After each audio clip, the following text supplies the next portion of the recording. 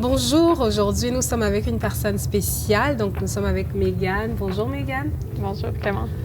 Donc, Mégane est entrepreneure, elle est propriétaire et fondatrice de Mégane Maillé Finance et aujourd'hui avec elle nous allons parler de ce qui la passionne, de comment est-ce qu'elle utilise le digital, le marketing pour avancer dans son business. Donc encore une fois, bonjour Mégane, je te laisse te présenter pour nous.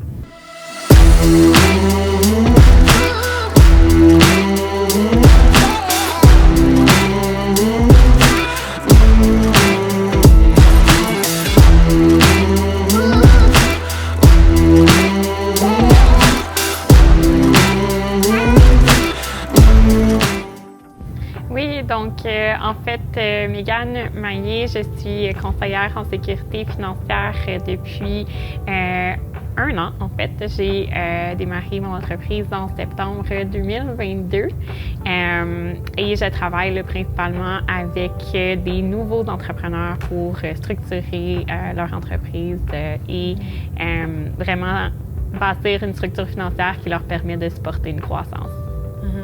C'est super, j'entends nouveaux entrepreneurs, j'entends structure financière et c'est tellement important, tu sais. Mais moi, en commençant, je me suis dit, OK, on va juste mettre les idées sur papier, on va juste commencer. Puis après, on verra le volet finance et gestion même des finances, qui est très important. Fait que si vous aussi, vous commencez, ou si vous êtes à un certain niveau, vous sentez que vous êtes un peu perdu dans vos finances, vous savez qui est-ce que vous devez contacter ici dans la région d'Ottawa et Gatineau, ça sera Mégane Maillé. Donc, on va parler avec elle de ce qui la passionne, comme je disais tantôt. Fait que, d'où est-ce que tu es venue l'idée de créer ton business? Oui, donc c'est une bonne question. En fait, dans ma famille, il n'y a pas d'entrepreneur. Donc, ça m'est jamais vraiment venu à l'esprit que je pouvais, moi, bâtir mon entreprise. Toutefois, j'aimais beaucoup le mode d'être à l'étude, de travailler, d'avoir cette belle liberté-là. Mais dans ma tête, je me disais, ça va faire un temps, il va falloir que je me trouve une carrière avec un fonds de pension et c'est tout le tralala qu'on entend dans la société. Donc, j'ai essayé ça. J'ai été enseignante au primaire pendant 3 années dans une salle de classe. Tu dois avoir beaucoup de patience, hein? Quand même. Moi, je trouve pas, mais les gens qui me regardaient aller me le disaient. Donc, j'enseignais la première année. Donc, on enseignait la lecture, comment faire les calculs de base, l'écriture. J'ai eu beaucoup de plaisir, mais il est arrivé un moment où, dans la vie des enseignantes, enseigner dans la salle de classe, c'est pas nécessairement ce qui remplit le plus nos journées. Il y a beaucoup d'autres tâches administratives qu'on faisait qui m'ont épuisée. Donc, il a fallu que je trouve un plan B assez rapidement.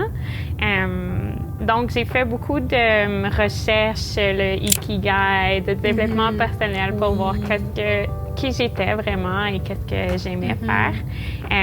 Puis, dans les 3 dernières années, en fait, j'étais très, très, très attirée, passionnée par les finances personnelles.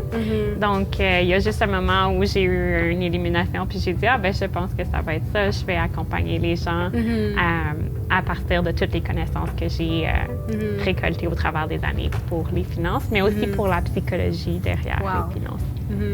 Franchement, c'est vraiment super. Et je suppose que le fait de devoir travailler avec des enfants, d'être dans un environnement où tu parlais, tu interagissais avec les gens, ça t'a comme donné une bonne base pour aller travailler avec des clients aussi. Même le côté psychologie, on n'y pense pas souvent, mais c'est pas n'importe qui ni tout le monde qui peut aller chercher cette connexion-là avec le monde. Oui, en fait, mon parcours en enseignement m'a aidé à développer la posture professionnelle parce qu'en tant qu'étudiante à l'université, barista sur Starbucks, travaille dans un centre des arts, je n'avais pas nécessairement une confiance en moi professionnelle. Donc, j'ai beaucoup développé ça en enseignement. Puis, j'ai étudié aussi en thérapie par la relation d'aide. Donc, toute l'écoute, la créativité derrière trouver les solutions, puis vraiment avoir une approche financière très personnalisée pour le client. Non, mais ça, c'est super. On n'y pense pas souvent et quand on parle de coaching, de consultation, de voir des experts, c'est vrai qu'il y a une approche personnelle parce que souvent les gens viennent avec leurs problèmes personnels. C'est soit des personnes qui sont très impulsives ou qui ne comprennent pas peut-être leur façon de dépenser de l'argent, qu'est-ce qui les pousse à faire ça. Mais quand on a une personne qui sait vraiment comment aller mettre le doigt sur le problème, c'est juste, ça aide énormément, je suppose. Fait que c'est une belle approche aux finances, je trouve. Moi aussi. En tout cas. Donc, une autre question. Moi, j'aime bien quand les gens partagent avec nous leurs mentors, les personnes qui les motivent. Donc, est-ce que dans ton entourage ou dans un livre que tu as lu, dans un film que tu as regardé, il y avait un personnage qui t'inspirait? En fait, c'est ça, j'ai pensé à la question. Puis, dans le fond, pour moi, moi, je suis une grande lectrice, donc je lis minimum 1 heure chaque jour. C'est vraiment mon moment. La première chose que je fais le matin, je m'installe avec mon café, mon chat, mon livre et je savoure vraiment ce moment-là. Puis, il y a plusieurs livres, mais celui qui a fait vraiment que j'ai découvert les finances personnelles, c'est vraiment La retraite avant 40 ans de Jean-Sébastien Pilote. Donc, c'est ça qui est venu allumer l'étincelle de me dire qu'on pouvait se bâtir une liberté financière autre que notre emploi nous l'offre, que le mode de vie traditionnel. Donc, ce livre-là a vraiment beaucoup changé ma perception. Puis, dans le fond, dans comment j'aide les clients concrètement, il y a un deuxième livre qui s'appelle Die with Zero, qui a été écrit par Bill Perkins, puis qui met vraiment l'accent sur comment vivre à son plein potentiel, tout en s'assurant d'avoir la sécurité nécessaire pour justement vivre une longue vie prospère. Donc, 2 livres que je vous recommande. En tout cas, merci. On a tous besoin de lire ces 2 livres-là. Donc, Die with Zero. And the first one, le premier, j'ai oublié. Oh mon Dieu. La retraite avant 40 ans. La retraite avant 40 ans. C'est important. On va aller chercher ces livres-là puis les lire. Je pense que je vais aller les lire. Je pense qu'il y a des livres aussi que j'ai lus qui m'ont inspiré côté marketing. Puis souvent, quand je suis dans le bus, quand je pars au boulot, je lis des livres. Et les soirs avant de dormir, j'en feuillette aussi. Et ça aide beaucoup, comme je te le dis. Et j'encourage toujours les gens à lire parce que c'est comme ça qu'ils vont aller peut-être découvrir une nouvelle passion ou bien découvrir au fait quelles sont les erreurs qu'ils ont fait à quelque part, que ce soit dans leur vie personnelle ou dans leur business qu'ils peuvent rectifier. Donc oui, en tout cas, allez chercher ces 2 livres-là. Puis pour retourner sur les erreurs, donc j'aime poser cette question aux gens pour savoir, OK, qu'est-ce qu'ils ont fait comme erreur ou comme... qu'est-ce qu'ils ont eu comme action qui a peut-être fait que dans leur business, il y a eu quelque chose qui n'a pas marché ou qu'est-ce qu'ils veulent bien partager avec nous pour que nous aussi, on puisse apprendre. Donc, je te pose cette question-là. Oui, j'ai un exemple très précis en tête qui me reviendra probablement souvent et longtemps. Dans les finances, c'est un monde encore très masculin, très dans l'action.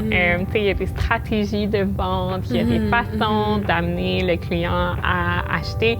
Puis, veux pas, j'absorbais beaucoup cette énergie-là. Puis, en tant que novice dans le domaine, des fois, je me disais, je devrais essayer plus ça, ou je devrais comme sortir de ma posture très féminine, écoute personnalisée pour vraiment, c'est comme peut-être vendre plus. Oui, puis, plus. Oui, exactement, être plus persuasive. Puis, je me souviendrai toujours d'une jeune femme qui m'avait approchée pour une planification de voyage. Tu sais, c'était quelqu'un qui voyait plus la vie à court terme qu'à long terme.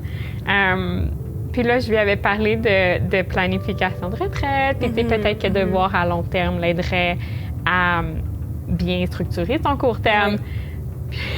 Ça avait vraiment pas marché dans le sens où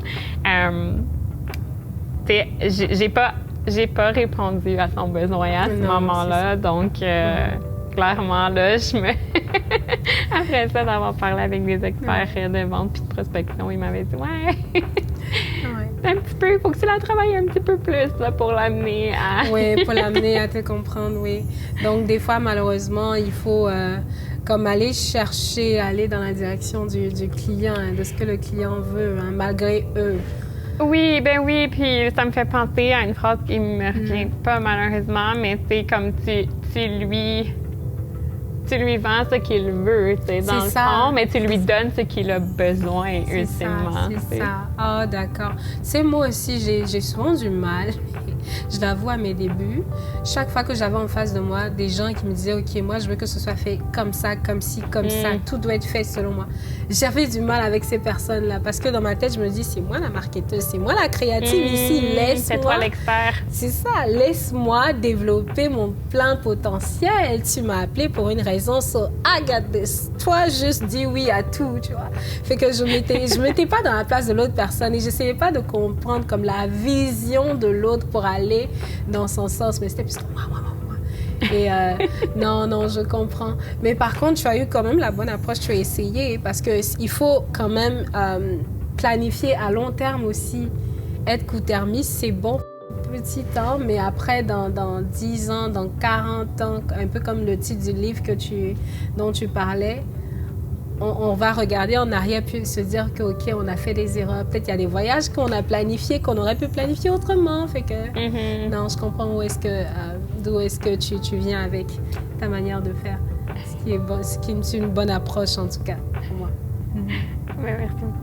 Allô, toi, ravi de savoir que tu as suivi la vidéo jusqu'ici. J'aimerais juste t'inviter à cliquer dans le lien dans la description pour rejoindre nos sessions de formation et astuces rapides en marketing digital pour savoir comment progresser dans ton business, comment obtenir et comment explorer les meilleures astuces en marketing digital pour exceller dans ce que tu fais. Donc, on se dit à très bientôt. Et encore une fois, clique dans le lien sur la description et visite notre site internet à www.espritmarketing.ca. À bientôt. Avant d'aller plus loin, je vais t'inviter à t'abonner, à liker la vidéo et à activer la cloche des notifications. Soutiens-nous, on veut atteindre le 500 abonnés sur YouTube et encore le 3000 abonnés sur Instagram. Donc, merci de nous suivre. Une autre question encore qui, moi, m'intéresse énormément,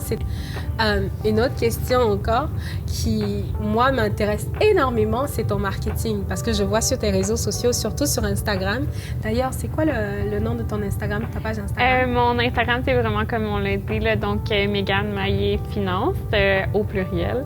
Pas plus compliqué que ça. OK. Donc, abonnez-vous à sa page Instagram. Donc, sur son Instagram, elle a souvent des petites vidéos, des posts dans lesquels elle explique certains concepts. Donc, je vais te laisser nous expliquer plus en détail et nous parler de ta stratégie marketing. Est-ce que tu es un peu plus sur le digital ou est-ce qu'il y a d'autres choses que tu utilises? Donc, oui, je te dirais que je suis comme en mode hybride. Premièrement, du fait que j'habite à Ottawa, mais que je travaille, j'ai mes 2 permis en fait, donc je peux travailler en Ontario et super. au Québec avec les clients francophones. Présentement, je n'accepte pas de clients anglophones. Ça viendra peut-être un jour, mais pour l'instant, je me concentre sur un client. Hein? On s'entend, toi, c'est ce que tu dois recommander à tes clients. Puis, c'est ça. Modèle hybride, je te dirais que le virtuel nous permet tellement de rejoindre plusieurs personnes que c'est un outil super puissant. Je travaille encore ma constance aux publications. Je commence aussi là, à... je suis plus en mode survie avec le contenu. Donc, je commence à essayer des choses, intégrer des stories, mettre des sous-titres, tout ça. Essayer de varier les contenus. C'est sûr que Canva m'a pris un bon moment avant d'être à l'aise puis de passer moins de 3 heures à faire une publication. J'imagine qu'on passe tous un petit peu par là. Mais c'est ça, une stratégie hybride, mais dans le conseil financier aussi, j'aime aussi me déplacer et rencontrer les gens en personne parce que veux pas, on travaille tellement fort pour nos sous que de rencontrer quelqu'un en personne, rajoute toute l'énergie, il y a une certaine proximité aussi qu'on peut pas inventées, stimulées par le web. Donc, un peu des deux. Un peu des deux, hein. Et dirais-tu que la majorité de tes clients te viennent des événements de réseautage auxquels tu participes ou un peu plus de tes efforts en ligne sur Instagram et Facebook? Je dirais un peu des deux. Des deux? Wow! Ouais, c'est bon. Ouais, un peu des deux. Puis, c'est ça que je repensais aujourd'hui. Je suis impressionnée comment les gens viennent vers moi. Il y a vraiment quelque chose d'attractif dans le contenu que je publie, dans comment je me présente en ligne. Parce que c'est très rare que je prospecte, en fait. Puis moi, c'est ça que j'entends dans mon domaine prospect, appel, message. Lead et tout. La dernière fois, on était avec Herman Zambou. Lui aussi, il fait... Ah oui, le crédit, hein? Oui, crédit, les taxes aussi. Donc, lui, il disait que... en commençant, comme il avait appelé toute sa liste de contacts pour leur dire qu'il partait sa business en finance et en déclaration de taxes. Et de fil en aiguille, il demandait à chaque personne de le référer à d'autres personnes. Puis c'est ce qui a fait qu'il a bâti son réseau. Mais effectivement, participer à des sessions de réseautage, puis poster du contenu en ligne, surtout du contenu éducatif, ça aide énormément, franchement.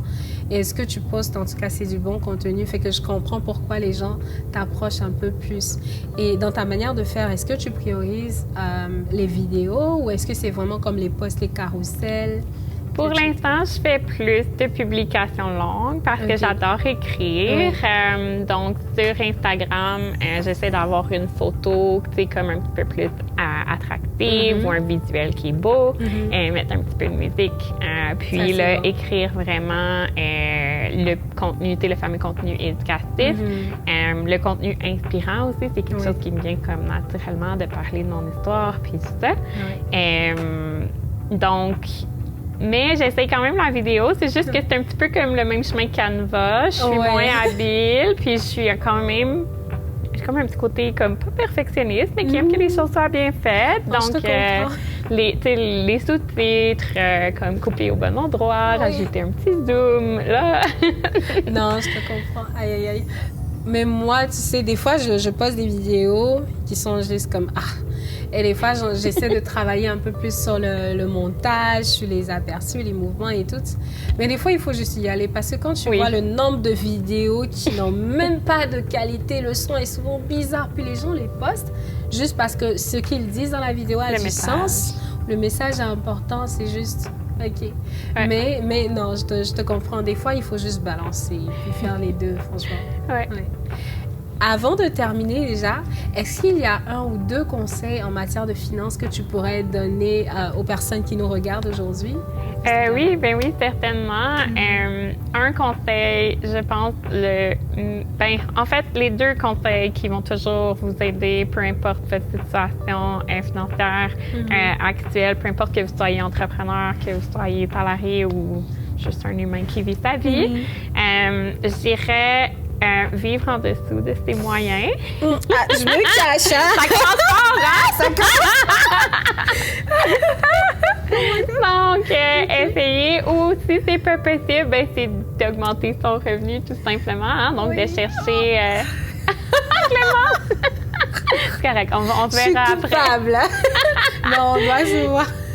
Donc, ça, c'est le conseil comme le plus général, mais celui qui fonctionne le plus quand j'en parle avec mes clients puis avec mes amis, veux pas, parce que là, je cherche, dans la psychologie positive, on cherche à trouver le modèle qui fonctionne, puis à le recréer, si on veut. Donc, ça, c'est vivre en dessous de ses moyens. Augmenter ses revenus, mais aussi se payer en premier. Donc, peu importe. Si, je pense que nous tous, en tout cas les gens qui sont comme moi, on fait l'inverse. On se paye en premier. On paye en dernier. On regarde le reste après. Ouais, donc juste prendre le plus petit, commencer par le plus petit montant. C'est comme aller au gym, on commence avec un push-up, puis après ça, on augmente graduellement. Donc, même si c'était 1% de votre revenu, faites-le. C'est tellement vrai. Fait que, en tout cas, vous l'aurez compris. Moi, je l'ai compris. Ça fait partie d'ailleurs de mes résolutions de 2024. Vivre en dessous de ses moyens. ou augmenter ses revenus. Donc, je suppose que vivre en dessous, c'est de ne pas faire les achats compulsifs, comme moi, aller 5 fois au Starbucks ou au Tim Hortons par semaine. Et augmenter son revenu, ça peut être aller chercher une deuxième job, c'est ça? Il y a différentes stratégies. On peut travailler avec, quand on fait de l'investissement, on peut travailler avec les dividendes. C'est vrai! Éventuellement, c'est comme le plus de revenus passifs, le moins de travail pour ces sous-là qui peuvent payer les Starbucks. Qui peuvent payer les Starbucks! Ah là là! Non, mais en tout cas, je vais essayer déjà le premier, puis le deuxième, on s'en vient tranquillement. Et le troisième, OK, je vais réduire avec le troisième. En tout cas, un grand merci à toi, Megan, d'avoir pris le temps de parler avec nous, puis de nous dire ce que tu fais. Donc, je vais te laisser nous donner les noms de tes pages pour qu'encore une fois, nos abonnés puissent aller te suivre. Oui, bien sûr. Donc, sur Instagram, on l'a déjà dit, Megan Maillé Finance au pluriel. Et je suis aussi active sur Facebook, donc Megan Maillé Conseil financier. Super. Fait que c'est avec cette note que nous allons nous quitter. J'espère que tu auras pris des notes, puis que tu reviendras bientôt pour une prochaine vidéo avec Esprit Marketing. À bientôt. Merci.